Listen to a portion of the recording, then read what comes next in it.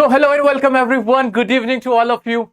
मैं बहुत अच्छा हूं, आप लोग कैसे हो? एकदम चंगे हो? चलो आओ शुरू करते हैं। जैसे कि प्यारे दोस्तों, रिवीजन शुरू करने से पहले आप एक कॉपी और पेन लेके बैठ जाएं। जो मैं आपसे कहूं ना लिखने के लिए, बस वो लिखते जाना और एंजॉय करना क्लास को। भाई हमारा पहला चैप्टर है द लास्ट लेसन। जैसे कि इसके नाम से ही पता चल रहा है, लास्ट लेसन यानी आखिरी लेसन। अब ये ना आप बहुत आसानी से कनेक्ट कर सकते हो।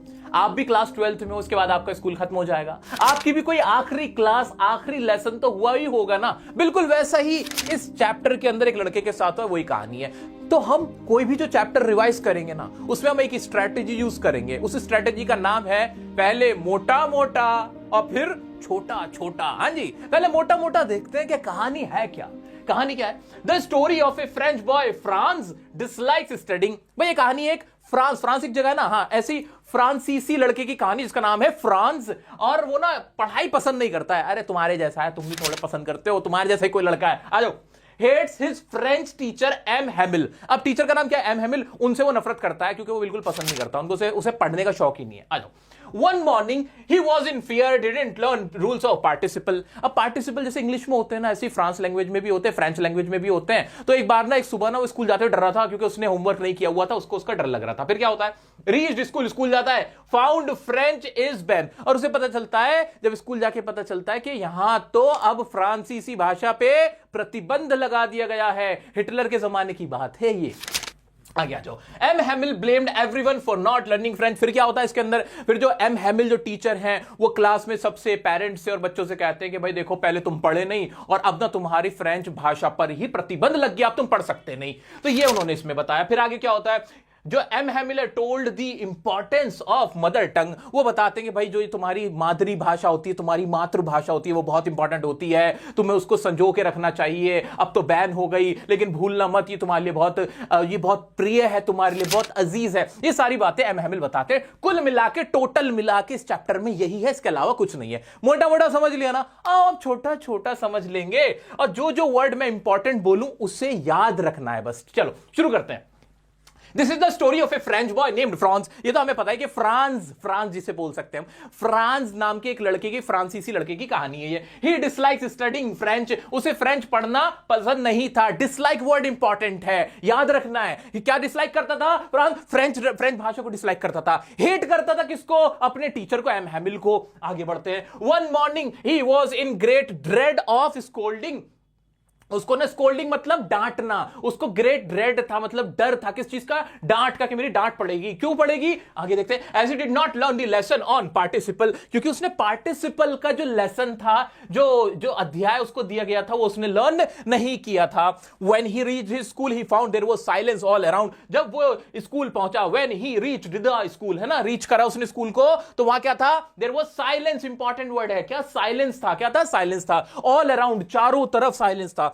The students sat at their desk silently. बच्चे ऐसे डेस्क पे बैठ के साइलेंटली बैठे हुए थे, मुंह लटके हुए थे, कोई कुछ नहीं बात कर रहा था। M Hamel did not scold Franz for coming late. और एम हेमिल ने भी नहीं, उसे डांटा नहीं कि वो लेट क्यों आया था। ये बहुत पहली बार ऐसा हो रहा था। तो अभी जैसे ही आप लोग सोचोगे लास्ट लेसन चैप्टर के बारे में, तो क्या क्या वर्ड याद आ रहे हैं? कि एक तो फ्रांस था, एक एम हेमिल थे, है ना, एक फ्रेंच जो लैंग्वेज थी वो डिसलाइक करता था फ्रांस, वो हेट करता था एम हेमिल को, है ना, कुछ ऐसा ऐसे याद आ रहा है। उसको बहुत ज्यादा क्या था? फियर था। किस चीज का? स्कोल्डिंग का, क्योंकि उसने पार्टिसिपल पे होमवर्क नहीं किया था, लर्न नहीं किए थे रूल्स ऑफ पार्टिसिपल। और जब वो स्कूल पहुंचा, सब कुछ क्या था? वहां साइलेंस। He found silence. हर जगह से क्या मिलती है? Silence all around. बच्चे कैसे बैठे हुए थे? डेस्क पे साइलेंटली बैठे हुए थे। क्या ये इंपॉर्टेंट वर्ड याद आ रहे हैं? याद आ रहे? चल रहे हैं आगे बढ़ते, चलो जल्दी से देखते हैं आगे क्या है। हाँ जी, आगे देखो जल्दी से। He was wearing his beautiful dress which he never wore except on inspection and prize days. और जो एम हेमिल थे ना, वो बड़ी ब्यूटीफुल ड्रेस पहने हुए थे, जो वो सिर्फ प्राइज के दिन, जिस दिन प्राइज बांटने होते थे, तब वो पहनते थे। वो वाली उन्होंने ड्रेस पहनी हुई थी। Villagers were also present in the class. जो विलेजर्स थे गांव वाले, वो भी वहां पे प्रेजेंट थे। Everybody looked very sad in the class. अब सीधी सी बात है, फ्रांसीसी भाषा पर बैन लगा हुआ होगा तो सब उदास ही तो बैठेंगे, हंसी ठिठोली तो कर देंगे, अरे वाह मजा आ गया, बैन लग गया, अब नहीं पढ़ना पड़ेगा। ऐसा नहीं होता है, ठीक है। आ जाओ। विलेजर्स वर आल्सो, वो वहां पे भी थे, सब लोग सैड दिखाई दे रहे थे क्लास में। Then M Hamel told that M Hamel ने बताई वजह कि ये सब शांत क्यों बैठे, हुआ क्या है। ऑर्डर, इंपॉर्टेंट वर्ड है order. Order has come from Berlin, order आया है बर्लिन से यानी जर्मनी से। क्या ऑर्डर आया है? To teach only German in the school of Alsace and Lorraine. Alsace and Lorraine जहां पे फ्रांस रहता था, जो फ्रांस के अंदर जगह है उनका नाम है, तो वहां पे ये पूरा ऑर्डर पढ़ के बता देते हैं। वो कौन? एम हैमिल। कौन है वो एम हैमिल? कौन है? टीचर है। कौन से टीचर है? फ्रेंच टीचर है। वो बता देते हैं Alsace and Lorraine, important word याद रखो, अल्सास एंड लॉरेन, ये याद रखना है। Order has come from Berlin. मेरे साथ साथ बोलो, बोलो, हम रिवीजन कर रहे हैं, बोलो बोलो मेरे साथ। Order, an order has come, order आया है, हैज कम फ्रॉम, कहां से? बर्लिन से आया। That only German will be taught in France, कि सिर्फ जर्मन ही पढ़ाई जाएगी फ्रांस में, अल्सास एंड लॉरेन में। ठीक है। Franz got shock to hear this news. वो शॉक हो गया। कौन? Franz. He felt sorry for not learning his lesson. वो सॉरी फील करने लगा या बुरा फील करने लगा। He suddenly starts liking learning French. अचानक से उसको उससे पसंद आने लगी फ्रांसीसी लैंग्वेज। पता होता क्या है, जब हम कोई चीज खो देते हैं ना, खोने के बाद हमें उस चीज का एहसास होता है, उसकी कदर होती है, उसकी वैल्यू होती है। जब तक कोई चीज हमारे पास होती है तब तक हम उसकी कदर नहीं करते। जब हम उसे खो देते हैं तब हमें उससे बहुत मोहब्बत होने लगती है, तब हमें उसकी कदर होती है, हमें लगता है काश ये वापस आ जाए। वही उसके साथ हो रहा था। आ जाते हैं फिर। He develops liking for his teacher M Hamel. अब उसे एम हैमिल भी अच्छे लगने लगे। पहले तो नफरत थी, हेट करता था, अब लाइक करने लगा अचानक से।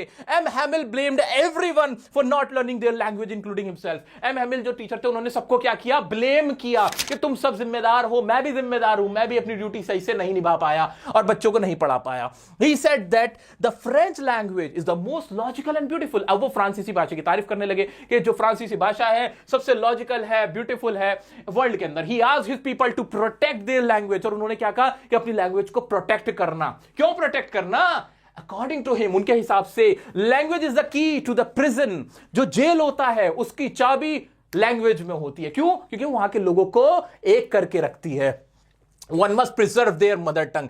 Preserve इंपॉर्टेंट वर्ड है, बार बार आएगा, इंपॉर्टेंट लाइंस हैं ये दोनों तीनों। आपको क्या याद रखना है? हैमिल ने प्रोटेक्ट करने को कहा, हेरिटेज को प्रिजर्व करने को कहा, मदर टंग्स को अपनी हमेशा प्रिजर्व करने को कहा। ये चीजें आपको याद रखनी है, इंपॉर्टेंट वर्ड्स हैं। ये खत्म, बस ये इस चैप्टर में और कुछ है ही नहीं। अब तुम्हें क्या याद रखना है? फर्स्ट रिवीजन हमारी। क्या याद रखने? कौन कौन से वर्ड याद आ रहे हैं? क्या अभी नए नए कौन से वर्ड याद आ रहे हैं? कि बैन हो गया था क्लास में, है ना, एम हैमिल ने ब्लेम किया था सबको इंक्लूडिंग हिमसेल्फ, है ना, ये वर्ड याद आ रहे हैं क्या? सोचो सोचो, दिमाग पे जोर डालो थोड़ा सा। और उसके बाद क्या याद आ रहा है तुम्हें? सोच के देखो कि भाई लैंग्वेज के बारे में क्या कहा था? मोस्ट लॉजिकल है, ब्यूटीफुल है, प्रिजर्व करना है, हेरिटेज है, मदर टंग है, प्रिजन की है ना, की टू प्रिजन। ये वर्ड याद रखो। नहीं आती तुम्हें इंग्लिश, कोई बात नहीं, नहीं सीखी कोई बात नहीं, की टू प्रिजन, ये वाला फ्रेज याद रखो, क्योंकि मैं तुम्हारी जो लास्ट डे पे भी रिवीजन कराऊंगा उसमें भी यही लाइन मैं तुमसे बुलवाने वाला हूं, ताकि तुम्हें याद हो जाए।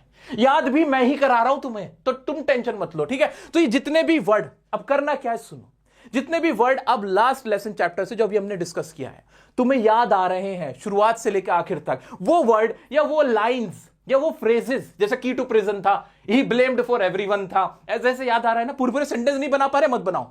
आप अभी वीडियो को पॉज करो, अपनी नोटबुक में जल्दी से लिख डालो, जल्दी से लिखो मेरा दोस्त, सब ईमानदारी से लिखेंगे। तुम्हें कसम है, देखो मैं अपनी कसम दे देता हूं, लोग किसी और की क्या लोगे, मेरी कसम है, तुम्हें लिखो, सब लोग लिखो, इसी से तुम्हें नंबर आएंगे। 80 में से 80 टारगेट है मेरा और ये तुम पूरा करोगे।